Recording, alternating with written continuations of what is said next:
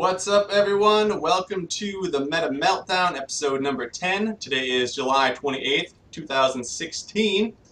If you're new to the Meta Meltdown, we are a 20-minute podcast about the current meta in Hearthstone. Each week we focus on a specific deck and provide insight on how to pilot the deck in order to succeed on the Hearthstone ladder. My name is Nate Walter, aka Nate Diggity, and our special guest this week is Useless Lingo. Hey. Dom is out for this week. He is in Vegas, so I will be pushing the buttons this week. We'll see how that goes. And for those of you who do not know Lingo, he is a Hearthstone streamer. He streams about 4 days a week at twitch.tv/uselesslingo, and he's hit Legend 16 freaking times. So if you're looking to learn how to play Hearthstone, he's a pretty good mentor. All right, so this week's episode, we will talk about some personal Hearthstone news, the general Hearthstone news, and upcoming, hopefully, adventure, the Temple Storm Meta Report, Vicious Syndicate Data Reaper Report, and then our deck review of the Secret Paladin. So, jumping right in, for the personal Hearthstone news, decks that we've played, I played the Secret Paladin and Tempo Mage. What about you, Lingo? It's been a lot of Priest for me. I love Priest, but I hit Legend with Cthulhu Priest, which I think is an underrated deck. And I've also been messing around with a Mukla Yogg Priest. So just fun stuff with Priest. And for the purposes of this podcast, I've also been playing some Secret Paladin to kind of get behind that deck. You are a man among boys, my friend, playing Priest to Legend. Awesome. Well, I guess some people are masochists like yourself and gluttons for pain, so well done. Jumping into some ladder news then, we have an announcement tonight at 11 p.m. Pacific time on July 28th, and hopefully we're going to hear about a new adventure. I think it's going to be Karazhan. That's pretty much all but confirmed. You can catch that on twitch.tv/playhearthstone. Any thoughts on that, Lingo? I'm really excited. Fair warning, I haven't played World of Warcraft. I stopped at Warcraft 3 and I jumped straight into Hearthstone. So I'm missing out on all these raids. So everyone's so excited for them, and they're just really long, hard to pronounce names. But I'm really excited for a new expansion. I'm ready for the meta to be shaken up, and I'm excited to see in what way they're going to make Priest the next OP class. Right, it's going to be the new Shaman. Hopefully. Oh, absolutely. 3 mana 7/7s. There you go. With no overload cost, of course. No.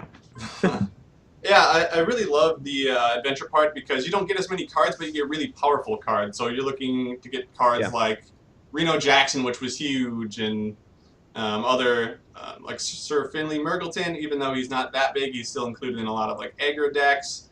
And then you have Elise Starseeker. So it's hopefully we'll get a big change up in the meta and get rid of some Warrior Stone. Yeah, it'd be nice. It'd be nice to see something like League of Explorers that really shifted the meta. Nax really shifted the meta. I think Blackrock Mountain wasn't quite as impactful except for Thorson and then Grim Patron for a while. But I'm hoping for something that creates a healthy, more interesting meta like League of Explorers. Yep, we can only hope. All right, so jumping into the meta report. Tempo Storm is still number 7. I think their next one comes out on the 31st. So just a quick review, then we won't spend too much time on it. We have Dragon Warrior at number 1, Aggro Shaman at number 2, Yogg Druid at number 3, Zulak number 4, and then number 5 is Midrange Shaman. Those are all their tier 1 decks. And then we will jump into the Data Reaper Report number 11 right away. Do you want to go through those power rankings for us, Lingo? Sure. Did you send them to me through? They're in the outline for you. Oh, okay. I can cover them if you want. Let me take a look. Yeah, oh, okay, here they go. Yeah, why don't you grab it? Yeah, no worries, I no missed worries. it. All right, so tier 1 is Dragon Warrior at 53 roughly % win rating. Aggro Shaman is 52% win rate, and Midrange Hunter is 52% win rate in tier 1.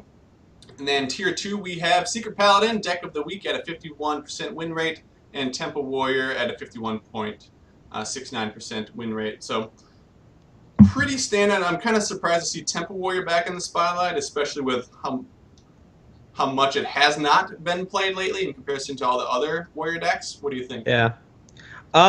Yeah, I think a lot of what made Temple Warrior bad was people playing tech cards like Reno Lock would play Stampeding Kodo, just in order to kill off that the Bloodhoof Brave, just knowing what to expect. And so now when people are playing Frothing Berserker on turn 3, they don't know what this deck is because both Dragon Warrior and Temple Warrior run the Kor'kron Elite. So I think that it's coming back into the meta because people are expecting something a little different. Yeah, that makes perfectly good sense. And what I think I counted 7 different archetypes in Warrior that are currently like decent on the ladder. So 7, really. Yeah, Let's see. There's Control, Cthulhu, Tempo, Dragon, Aggro, Pirate. Yep.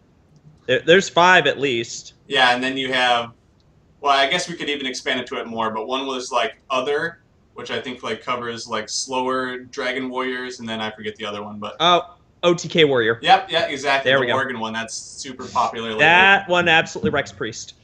Yeah, any OTK deck probably gives you nightmares.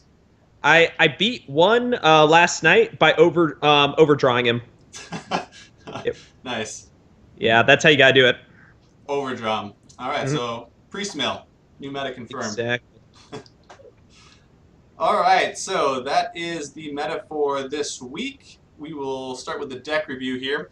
So just some notes and statistics about the Secret Paladin deck. Paladin as a whole has been played 4.53% of all games on the ladder, which is pretty bad. I think it's the second lowest in comparison to Priest.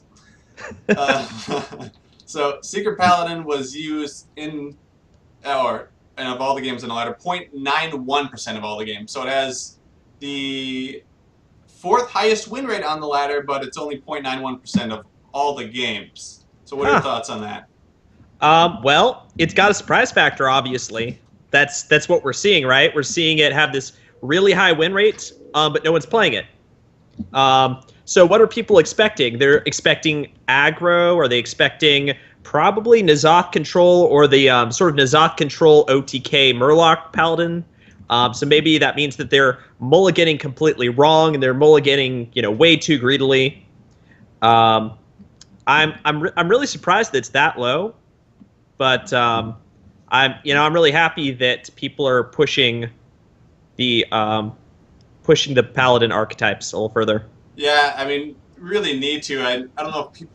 It doesn't appear that people are getting sick of Warrior because Warrior for the last 5 weeks has kept going up in play percentage. I think this week in overall games it's up to 30% of all games played. That sounds right. It feels like right. More, but yeah, 30 for sure. So so we'll just run through the deck list here real quick. The deck list is from Silas. We have 1 Competitive Spirit, 2 Noble Sacrifices, 1 Redemption, 1 Repentance, 2 Abusive Sergeants, 2 Argent Squires, 2 Dragon Eggs, 2 Selfless Heroes, 2 Bilefin Hunters, 2 Rallying Blades, 1 Divine Favor, 1 Argent Horse Rider, 2 Stewards of Darkshire, 1 True Silver Champion, 2 Blessing of Kings, 1 Defender of Argus, 2 Keeper of Aldemans, 2 Mysterious Challengers, and 1 Tyrian Forgery. How did you personally do with the deck this week? Let's see. I think I got in something around 8 or 10 games. And I noticed that I did best against... Let's take a look. It does really well against Rogue, I feel like. Rogue kind of struggles because things are kind of sticky. And that's what Rogue struggled with against Secret Paladin to begin with, was the stickiness of the minions. Warrior was rough for it. Warrior was really rough. I feel like Ravaging Ghoul really wrecks the deck in a big way, especially with things like Bilefin. Bilefin it's such a it's a 2-mana investment, and then on turn 1 you play Selfless Hero, turn 2 you play Bilefin, and then on their turn 3 they drop Ravaging and you have no board. Yeah, sad times. Very sad times. No, I totally know what you mean. It's got a lot of minions with 1 health. Argent, or Abusive Sergeant as well. Eggs are kind of in there, I think, though, for the purposes of Yeah. kind of not wanting your opponent to clear board so easily. So that's a nice factor. Yeah, they're in there in the same way that Nerubian Egg was in Zoo. It was there to make your consecrations and holy novas much worse. It's not quite as good, but it has some really good synergy with Blessing of Kings, Keeper of Oldemon, Defender of Argus, Abusive Sergeant. So I'm really happy to see that in there. But yeah, I think that's mostly why it's in there. Yeah, it's super good against Zoo, especially like you said, you pull off Blessing of Kings with that, and then you just start pumping out 2-1s, and then the Zoo kind of just fizzles out pretty damn quick. Yeah, if you can get the Dragon Egg to stick and a Steward of Darkshire, the Blessing of Kings will make short work of Zoo because you start producing these 2-1s with Divine Shield that are impossible to trade with, and Zoo fizzles from there. Right. Speaking of Zoo, we'll jump in the matchups here. So we'll have the good, the bad, and the ugly. At good, which is above 55% win rate, we have Cthulhu Druid, Miracle Rogue, as you discussed, Lingo, and Zulak, as we are just talking about. So look for those matchups. Can't really look for them, but just know you have a good advantage, at least. Bad, so 35 to 45% win rate. We have mid-range Hunter, Aggro Shaman, Reno Warlock, Control Warrior, and Dragon Warrior. And then ugly, so below 35% win rates, we don't have anything. It actually doesn't have a terrible matchup, which is really nice. Yeah. I'll be honest, I think Warrior is one of its worst matchups. I personally think Priest is a bad matchup for it, but because we're not seeing Priest on ladder, you don't need to worry about it. It's not an issue. Right. Yeah, exactly. The same way Priest is good against like a Zoo Warlock. I mean, you just have other classes that just crap all over Priest, so it's hard to find a good spot for in the meta unless your name is Lingo, and then you just play Cthulhu Druid the Legend. So. Well, yeah. So I guess some of us are gluttons for pain, but honestly, I really like this deck, and I feel like it's a healthier, more balanced version of Secret Paladin, kind of approaching the power level that it would have been. Part of the power of the old Secret Paladin was its ability to curve. You can go Knife Juggler into Muster for Battle, into Pilot Shredder, into something on 5, into you have your turn 6 Mysterious Challenger. Sometimes you went Coin Challenger, into Dr. Boom, into Tyrion, and then like the amount of removal. Not to mention the fact that Avenge was huge. Avenge would allow this 2-1 to get revived and become, what was it, like a 4-3 or something? Yep, exactly, 4-3.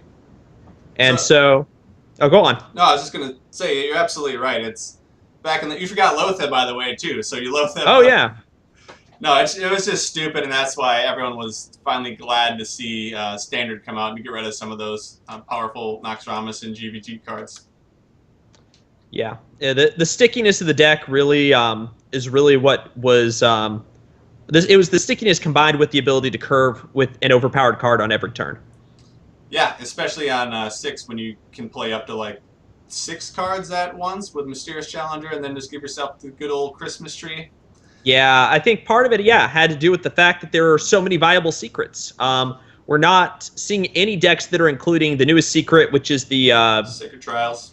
Yeah, Sacred Trials, which is such a...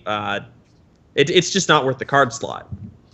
Yeah, and another good thing about the secrets, which is applicable to both of these post-standard and pre-standard, is that you thin your deck with your secrets. So if you play Mysterious Challenger, you're getting rid of up to 4 kind of crappy cards, and then you're pulling out your other late-game cards like Tyrion, for example, sooner. Exactly. So it's got this Mysterious Challenger is really good still because it's built-in card draw. You're thinning your deck. You're able to move towards these other cards that you wouldn't have played you wouldn't have drawn otherwise. Another thing to consider about old Secret Paladin and new Secret Paladin: old Secret Paladin ran Secret Keeper. This was possible because you ran more secrets. It was more likely you were going to draw secrets, and so you run Secret Keeper. It made it made the secrets that you drew less bad. It gave you another game strategy, this early game strategy of running them over. Yeah, exactly.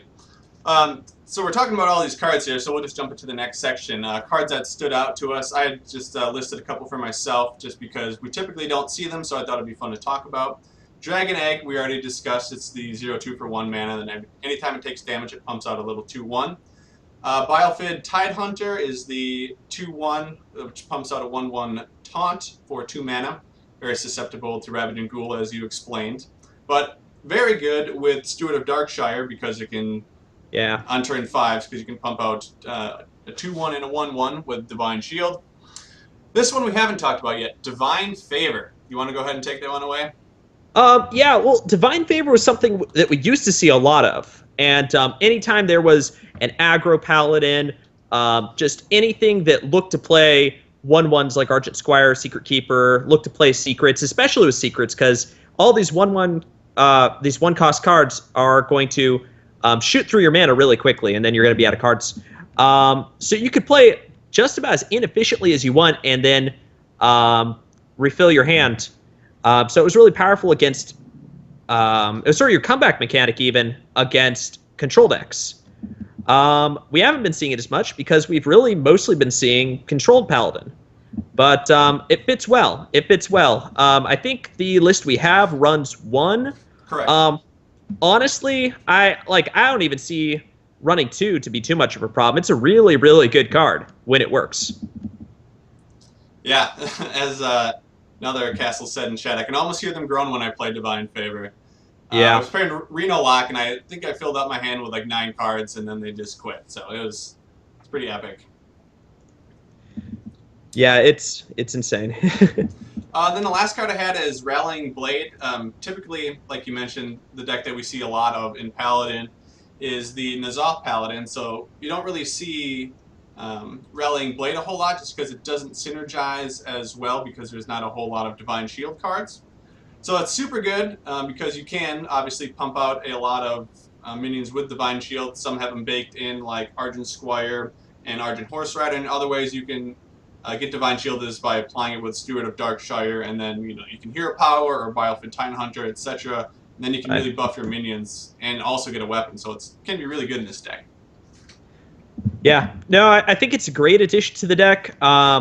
It's funny is a lot of people aren't expecting removal on 3 is part of it. They're not expecting you to be able to answer something on turn 3, which works to your advantage. And that kind of goes back to the whole, there's not a lot of people playing this deck, but it has a high win rate. So that might be part of it. The synergies are really there. If you can hit, I'd say if you can hit 2 minions with Rallying Blade, that's really good value. If you can hit at least 2, it's really good value. Typically, I think if we were to go off, I guess, bananas, a Mukla banana gives you 1/1, and it's worth approximately 1 mana. And so if you are playing a 3-mana card, it's like a 2-mana Fiery War Axe with a 1/1, even if you get 1 minion buffed, it's approximately like proper value. Right. Yeah, and it's really great in preserving your Divine Shield as well by clearing the board off, and then you still have your minions with Divine Shield, which makes your board even stickier. So. Right, that's another good point. All right, jumping into tech choice cards. Couple that I had here. We had a quality, which is really good if you're seeing a lot of big minions in decks. So like the Bog Champ deck that Froden brought to what tournament? What Seed Story Cup? Yeah. Recently, so it'd be good in a deck like against a deck like that. Consecration. I don't really see using it here. I know decks like Jamboree run a Consecration, but the decks that you beat, such as Zulok, you're already probably going to win, so it's just sort of like a win more situation, so I don't really think it's absolutely necessary. What do you think? I agree with you, although I will say that it helps in, it can help against, mid-range Shaman. Sure. It's if you're seeing a lot of Zoo, I don't think it's bad. I think it can only help if you're just seeing a ton of Zoo. But if you're not seeing a ton of Zoo or Shaman, I don't think you need Consecration. It doesn't really help any other matchups. Right. All right, so Next one is one that you mentioned you had teched in is Argent Protector. You want to go ahead and talk about that as well? Yeah, I was running kind of a different version. I was trying something a little different out, but I think Archer Protector is an excellent choice. It can enable a lot of trading. Um, it can help you proc your what do you call it? Your Rallying Blade. It's a solid 2-drop, so you can drop your Selfless Hero on 1. You can drop Archer Protector on 2. They're in this like weird situation where the 2/1 will often trade with a 2/2, and now it has Divine Shield. So I think that one can help. It doesn't help all the time, and the problem that I see most with Archer Protector is you don't have a turn 1 play. When you don't have a turn 1 play, or your Argent Squire already has Divine Shield and hasn't traded into anything, Archer Protector is just a 2/2 body, which isn't very good. Yeah, absolutely. That's a good point. So that's maybe why Silas decided not to include him in his deck. Some other notable tech choice cards. We have Silent Knight. So if you don't remember that card, don't feel bad because I don't think I've ever seen it on the ladder since it came out. But it is correct me if I'm wrong, it's a 3-mana 2/2 with Stealth and Divine Shield. That's right. Super hard to remove. Yeah, exactly. And then it's pretty much guaranteed, unless they do like some AoE clear, that you can combo that with your Rallying Blade. So it's very sticky, very good. So possible tech choice. I know Jamboree ran him in his Secret Paladin deck. And then also we have Leroy Jenkins, so kind of a finisher. That's sort of one thing I ran into is finishing cards. I sort of found that as one of the bigger downfalls of this deck. How about you? Yeah, there's not a lot of reach. So the issue with this deck is if you do not establish board control and you lose it at all, there's really no comeback mechanism. Your comeback mechanism, if you lose the board, is to drop more board. That's what it is. If you lose the board, you have to like Divine Favor into an insurmountable amount of cards and gain the board. But often you're not really going to get that much Divine Favor value against something that's going to take the board from you that strongly. You know, like a Shaman. Or if Zoo gets really ahead of you, you know, if Zoo does happen to get ahead of you, then you're not going to come back. Right. So if you're running something like Leroy Jenkins, you can get in a few good hits. You know, you can go more aggressive. You can decide not to trade instead. Blessing a King something goes straight to the face, and then push for that Leroy at the end. Yep. Yeah, I've definitely seen that. And a while ago, some people were also running Blessing of Might. It was a +3/+0, Yeah. so you can kind of get like a 9 damage combo if you want to play around with something like that. And then the last card that we suggested here is Argent Commander, which is the 4/2 for 6 mana with charge. So again, very sticky, fits this deck very well, and also kind of like a late game sort of finisher. Yeah, I really like the inclusion. I think it's cool. People really don't expect it. And it works kind of like Doomguard in that you can trade or go face. It really is versatile in that way. And so I really like the card. Yeah, I think I'm definitely going to have to give that a whirl. I'm going to play Secret Paladin here pretty soon. We'll jump into starting hands then. So one thing I want to say is just mulligan away your secrets. They're pretty much useless cards unless you get some sort of board. The only exception I can possibly see is you can keep like a no sacrifice if you're playing against like a warrior and you're pretty sure that they're going to drop like a war axe. You can protect like a selfless hero or something else, but typically just get rid of them and look for your 1-drop minions here. So against aggro, a couple cards here that I would suggest keeping for sure. Argent Squire, super sticky. Dragon Egg, we've discussed that up and down. Selfless Hero, Biofin Tidehunter. Abusive Sergeant, you can keep it, but I would suggest only if you have another 1-drop. Super good if you drop Argent Squire in turn 1 and then Abusive Sergeant turn 2. And then you can keep cards like Argent Horse Rider and Steward of Darkshire, but again, I would only suggest it if you already have like a 1, 2, 3 curve. Anything you wanted to include in that, Lingo? Yeah, I'll be honest, I don't really often like keeping Steward of Darkshire because I find even if I have a 1, 2, 3 curve, I find that I'd prefer to have like a Rallying Blade on 3 than a Steward of Darkshire because the Steward of Darkshire, when she's played, won't help you gain the board. So that means that you're assuming if you have your 1, 2, 3 curve that you've gained the board. Like you've totaled out the board on turns 1 and 2. And because Steward of Darkshire is kind of like one of the big cruxes of this deck, the ability to Divine Shield up several minions so that the board's not removable, so that you get much better trades, so you get Rallying Blade value. I don't necessarily like getting rid of Sword of Darkshire. It sort of depends on what decks you're playing against. Right. But I think I'd prefer to have a Rallying Blade or just more things that take the board and you don't mind losing a little bit more. I like keeping Noble Sacks sometimes, like you said with Warrior. I really think that can be good. Although if you have Argent Squire, it's usually better to keep an Argent Squire than a Noble Sack. For sure. And then as far as Dragon Egg goes, you don't always want to keep Dragon Egg, especially if you don't have any buffs for it, because you'll lose the board eventually if you just drop the Dragon Egg on one. And what would your turn 2 be? A Bilefin Tidehunter? Yeah, that's a good point. It is tough, but I guess the ideal situation is Abusive Sergeant, obviously. So right. It's something to consider. Again, you have to consider the matchup, like you said. So just look for specific situations, and if you can find yourself playing Dragon Egg followed by Abusive Sergeant against like a Zulak, for example, you're off to an awesome start. Yeah, I agree. All right, and then Control, I kind of had most of the same cards. So Argent Squire, Selfless Hero, Bilefin Tidehunter, Argent Horse Rider, super good. Divine Favor, of course, which we already talked up. And then another one I had, it's 4 mana. You may not want to keep it, but I typically do if I know it's like a control deck, is Keeper Voldemort.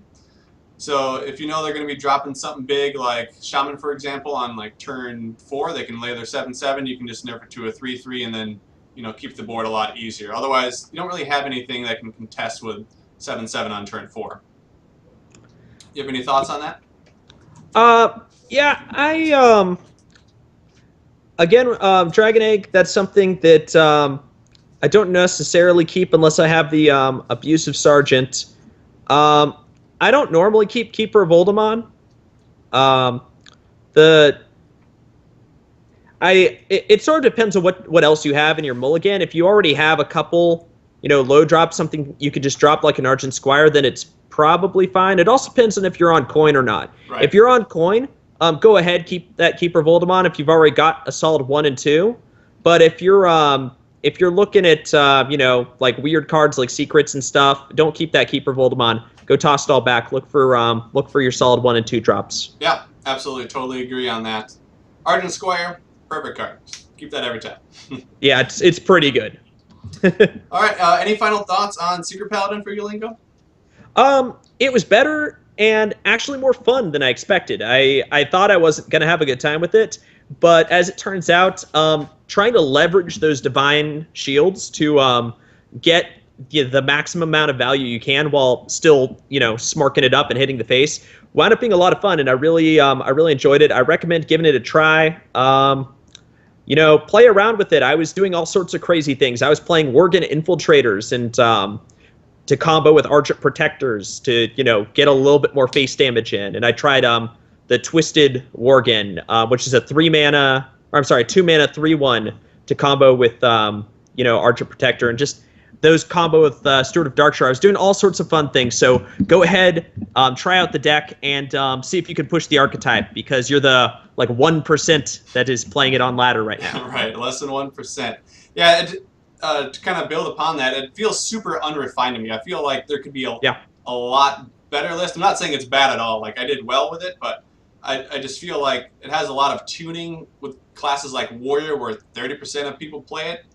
There's a lot of fine tuning, and people finally get those perfect decks. But with this Paladin or Secret Paladin, there's still a lot of testing, like as you've been doing, that could be done with it just to refine it even more. So. Sure, it hasn't been totally crowdsourced yet. Yeah, exactly. Guys, that's going to wrap it up this week. Thank you so much for everyone who's been tuning in live and downloading our podcast or watching on YouTube, wherever.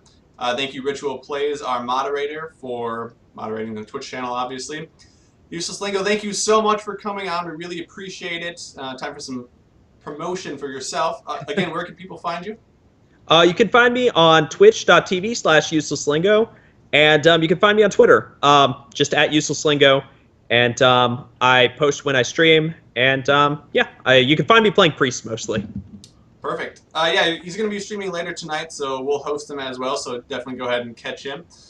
As far as deck lists for previous shows, you can find them at metameltdown.com. Next week, we don't have a deck that we want to do for sure yet because I'm pretty sure, I'm just calling it, there might be a new expansion or adventure, rather, for next Tuesday.